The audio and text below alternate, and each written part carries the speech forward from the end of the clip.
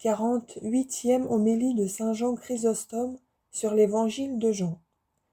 Depuis cela, Jésus voyageait en Galilée. Nous voulons point voyager en Judée, parce que les Juifs cherchaient à le faire mourir. Mais la fête des Juifs, appelée des tabernacles, était proche.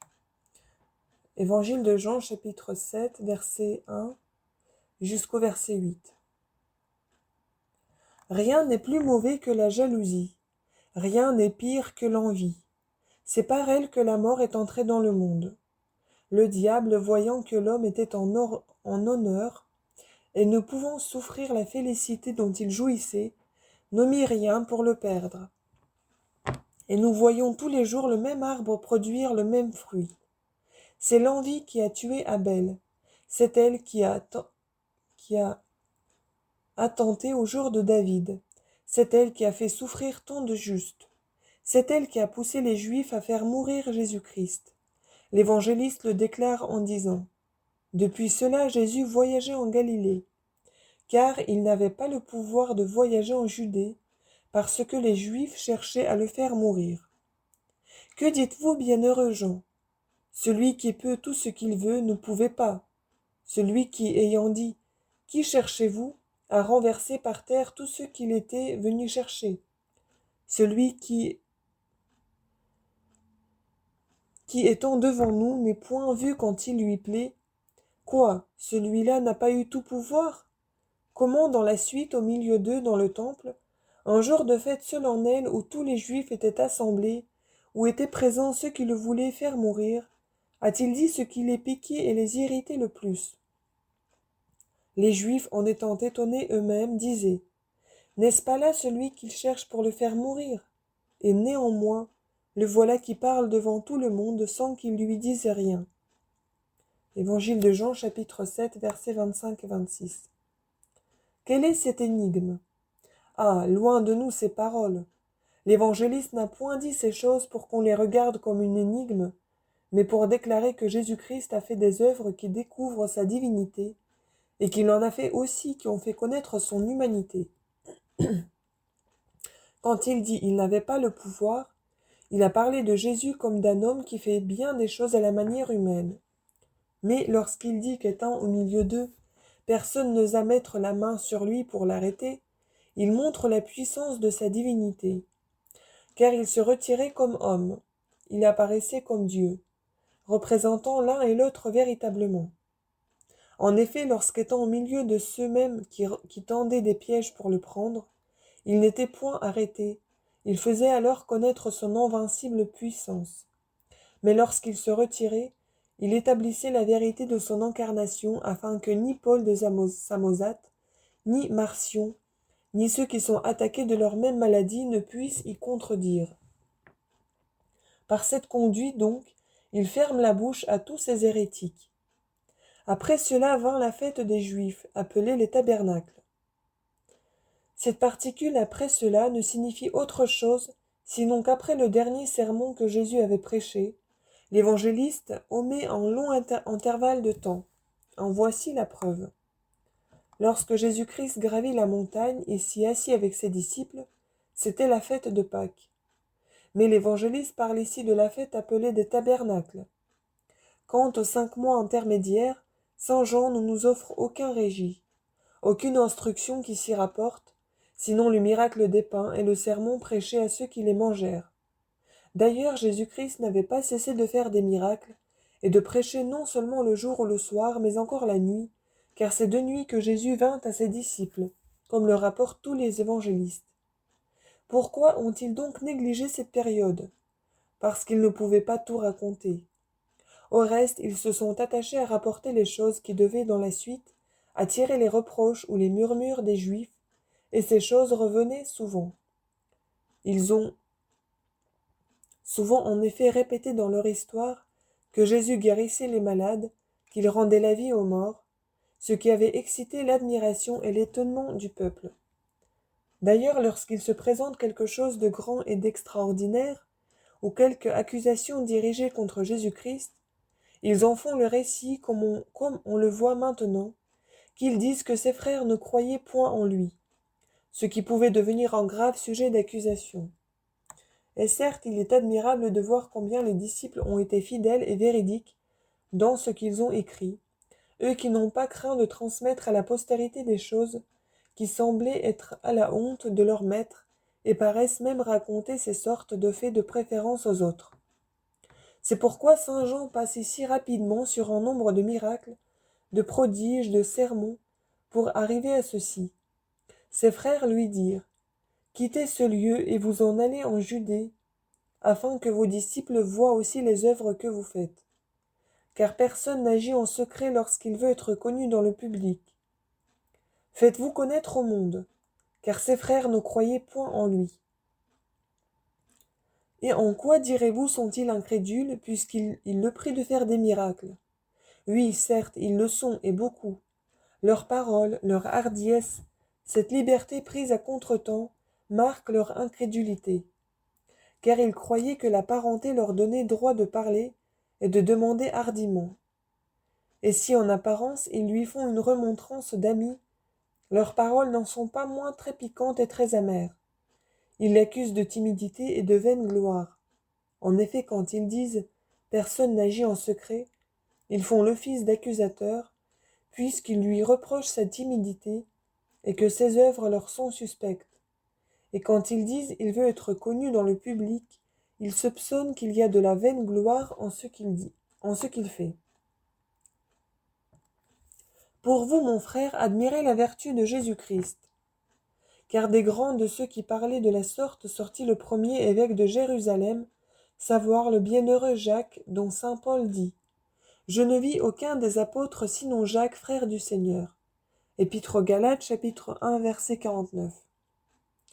Il est dit aussi que Judas avait été un homme admirable. Cependant, ses frères de Jésus étaient à Cana, lorsque Jésus changea l'eau en vin, mais ce miracle ne fit point alors d'impression sur leur esprit. D'où leur venait donc une si grande incrédulité, de leur mauvaise volonté et de leur envie. Car les parents ont coutume de porter envie à ceux de leurs parents qu'ils voient dans une plus haute réputation et dans une plus grande estime qu'eux. Qui sont ceux qu'on appelle ici disciples de Jésus-Christ? Le peuple qui le suivait et non les 12 qu'il avait choisis. Que répondit donc le divin Sauveur? Remarquez avec quelle douceur il répond. Il n'a point dit « Qui êtes-vous pour m'oser donner des avis et m'instruire sur ce que je dois faire ?» Mais qu'a-t-il dit? « Mon temps n'est pas encore venu. » Il me semble que l'évangéliste veut nous insinuer ici quelque autre chose, que peut-être leur envie les poussait à le livrer aux Juifs, et qu'il méditait ce dessein. C'est pour leur faire connaître qu'il dit « Mon temps n'est pas encore venu, c'est-à-dire le temps de ma croix et de ma mort. Pourquoi vous hâtez-vous de me faire mourir avant le temps? Mais pour le vôtre, il est toujours prêt, c'est-à-dire les Juifs, encore que vous soyez toujours parmi eux, nous vous ferons point mourir, vous qui êtes dans leurs sentiments. Mais moi, aussitôt qu'ils m'auront entre leurs mains, ils chercheront à me faire mourir. De sorte que c'est toujours pour vous le temps d'être avec eux. Vous n'avez point à craindre qu'ils vous fassent aucun mal. Pour moi, ce sera mon temps, lorsque le temps sera venu pour moi d'être crucifié et de mourir. Ce qui suit fait manifestement voir que c'est là ce qu'a voulu dire Jésus-Christ. Le monde ne saurait vous haïr. Et comment vous haïrait-il puisque vous êtes dans ses sentiments et dans ses intérêts, et que vous recherchez ce qu'il recherche? Mais pour moi, il me hait, parce que je lui fais des reproches de ce que ses œuvres sont mauvaises. C'est-à-dire, je lui suis odieux, parce que je lui fais des reproches et des réprimandes. Une réponse si douce et si modeste doit nous apprendre que, quelque vil et méprisable que soient ceux qui se mêlent de nous donner des conseils, nous devons retenir notre colère et notre indignation. Si Jésus-Christ a souffert avec douceur et avec patience les conseils de gens qui ne croyaient point en lui, lors même que par malignité et avec une mauvaise intention, il lui conseillait ce qui ne convenait point, quel pardon obtiendrons-nous, nous qui n'étant que terre et que cendre, ne pouvons supporter ceux qui nous donnent des avis et des conseils, et qui nous regardons comme comme offensés pour peu que ceux qui nous reprennent soient inférieurs à nous. Considérez donc avec quelle douceur Jésus-Christ repousse le reproche qu'on lui fait. Ses frères lui disaient, « Faites-vous connaître au monde ?» Il leur répond, « Le monde ne saurait vous haïr, mais pour moi il me hait. » Détournant ainsi leur accusation, tant s'en fout, dit-il, que je cherche les hommages des hommes, qu'au contraire je ne cesse point de les reprendre, quoique je sache bien que par là je m'attire leur haine et la mort. Et quand, direz-vous, les a-t-il repris? Mais plutôt quand a-t-il cessé de les reprendre? Ne disait-il pas, ne pensez pas que ce soit moi qui vous doive accuser devant le Père. Vous avez un accusateur qui est Moïse. Évangile de Jean, chapitre 5, verset 45. Et je vous connais, je sais que vous n'avez point en vous l'amour de Dieu. Évangile de Jean, chapitre 5, verset 42. Et comment pouvez-vous croire, vous qui recherchez la gloire que vous vous donnez les uns aux autres, et qui ne recherchez point la gloire qui vient de Dieu seul? Évangile de Jean, chapitre 5, verset 44. Ne voyez-vous pas que par toutes ces choses, le divin Sauveur fait connaître que la haine qu'ils avaient conçue contre lui venait de ceux qui les reprenaient librement, et non de n'avoir pas gardé le sabbat. Mais pourquoi les envoie-t-il à la fête, leur disant, « Allez vous autres à cette fête, pour moi je n'y vais point encore. » Par là il fait voir qu'il ne le dit point pour s'excuser, ou pour leur complaire, mais pour permettre l'observance du culte judaïque. Pourquoi donc Jésus est-il allé à la fête après avoir dit « Je n'irai pas » Il n'a point dit simplement « Je n'irai pas », mais il ajoute « maintenant », c'est-à-dire avec vous, parce que mon temps n'est pas encore accompli. Cependant, il ne devait être crucifié qu'à la Pâque prochaine. Pourquoi donc n'y alla-t-il pas avec eux? Car s'il n'y fut pas avec eux, parce que son temps n'était pas encore venu, alors il n'y devait point aller du tout. Mais il n'y fut point pour souffrir la mort, seulement il y fut pour les instruire. Pourquoi y alla-t-il secrètement?